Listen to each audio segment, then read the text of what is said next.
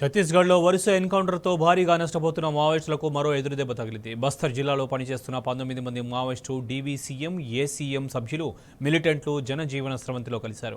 భద్రాద్రి కొత్తగూడెం జిల్లా ఎస్పీ రోహిత్ రాజ్ ముందు వీరంతా లొంగిపోయారు.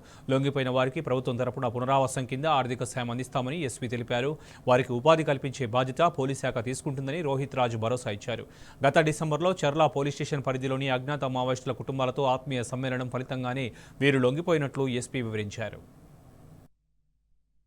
ఈరోజు భద్రాద్రి కొత్తగూడెం జిల్లా పోలీస్ అదేవిధంగా 141-81 సిఆర్పిఎఫ్ ఆఫీసర్స్ ముందు 19 మంది నిషేధిత సిపిఐ మావోయిస్ట్ పార్టీలో పనిచేస్తున్న వివిధ హోదాలో పనిచేస్తున్న 19 మెంబర్స్ ఈరోజు లొంగిపోవడం జరిగింది.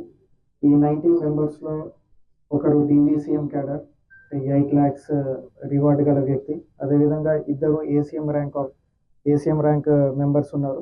వీళ్ళ మీద ఈచ్ 4 lakh రివార్డ్స్ ఉన్నాయి. అదేవిధంగా మిగతా 16 మెంబర్స్ కూడా party members, village committee members, RPC members and militia members వీళ్ళందరూ కూడా మన ముందు సరెండర్ అవ్వడం జరిగింది. వీళ్ళ దాంట్లో మొత్తం కూడా ఛత్తీస్గఢ్ రాష్ట్రానికి చెందినవారు. వివిధ జిల్లాలు కాంకేర్ జిల్లా, బీజాపూర్ జిల్లా, దంతెవాడ జిల్లా, అదేవిధంగా సుక్మా జిల్లా నుంచి కూడా వచ్చి మన ముందు సరెండర్ అవ్వడం జరిగింది. దీనికి ముఖ్య కారణం కూడా మనం ఇదే సంవత్సరం జనవరి నెలలో చర్ల పోలీస్ స్టేషన్ లిమిట్స్లో ఒక ఆత్మీయ సమ్మేళనం కూడా ఏర్పాటు చేయడం జరిగింది.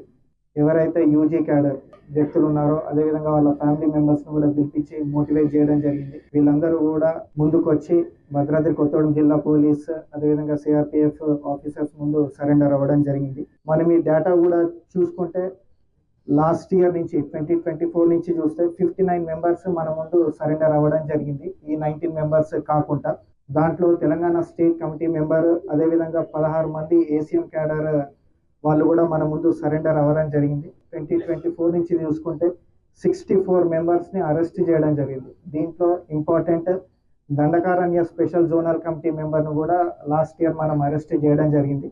ఇంకా ఎవరైతే అండర్ గ్రౌండ్ క్యాడర్లో ఉన్నారో, వెదర్ అది మన తెలంగాణ రాష్ట్రం కావచ్చు, ఛత్తీస్గఢ్ కావచ్చు, మీకు ఎక్కడ ఫ్రీ అనిపిస్తే, ఎక్కడ నమ్మకం ఉంటే అక్కడ లోకల్ పోలీస్ స్టేషన్ కానివ్వండి, ఏఎస్పీ గారి ఆఫీస్ కానివ్వండి, లేకపోతే ఎస్పీ గారి కార్యాలయానికి వచ్చి మీరు లొంగిపోండి.